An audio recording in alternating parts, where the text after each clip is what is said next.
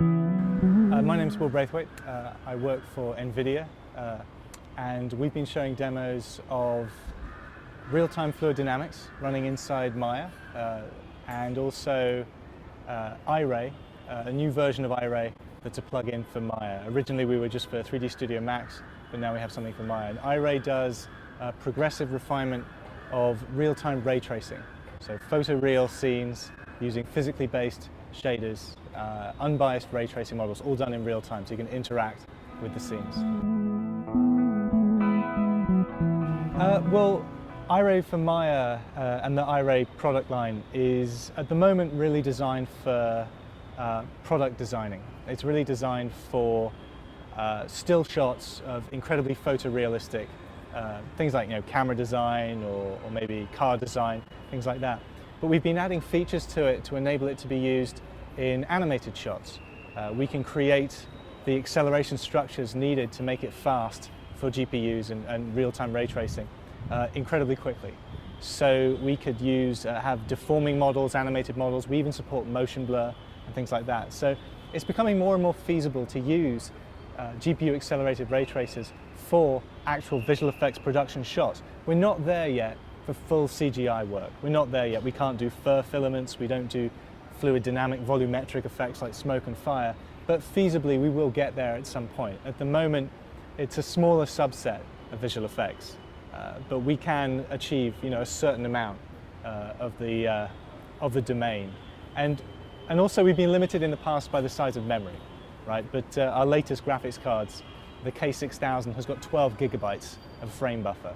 So the scene complexity can get larger, we can have more textures, higher resolution textures, and these are the things that we require in order to be able to have full visual effects quality shots.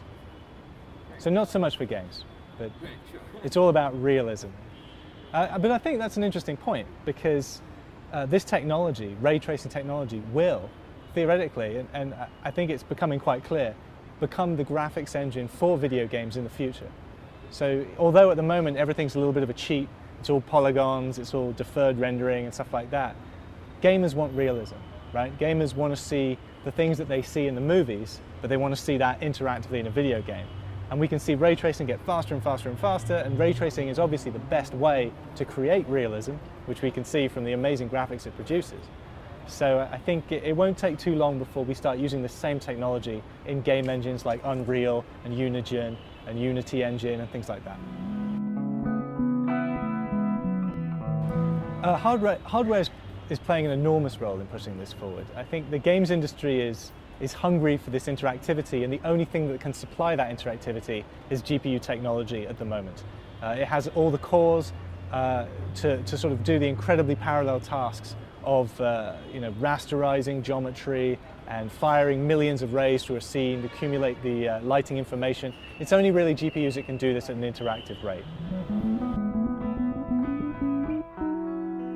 India's been great. This is my first trip to India as an adult, and it's changed quite a lot from when I came here as a kid, which was a holiday with my parents when I was a young boy. It's really boomed. I can see the infrastructure developing and becoming larger and larger. I went to some film studios the other day, and I was really quite impressed, the post-production facilities, quite impressed with how much they are really mirroring a lot of the large studios that I used to work at over in London. So it's amazing to see, and I think as the years go on, we'll just see India taking more and more of the media entertainment market and becoming a bigger force in animation and visual effects.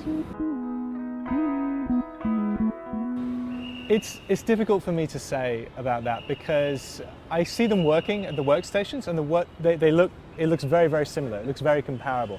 But I know that there is an issue of training, and there is an issue of education and things like that.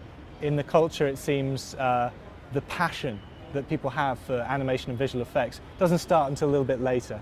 Whereas, in England and in America, from the age of 10, we're thirsty to become visual effects artists.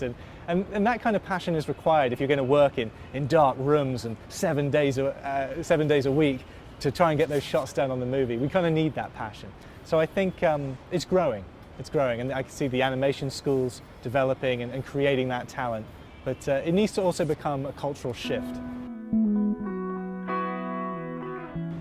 Well, actually, I enjoyed the opening ceremony. I thought the talk about, was it Chota Beam? Is that the name of it? I thought that was really interesting, and to see that for an Indian local market and also the Asian markets as well, to create that and the merchandising and the whole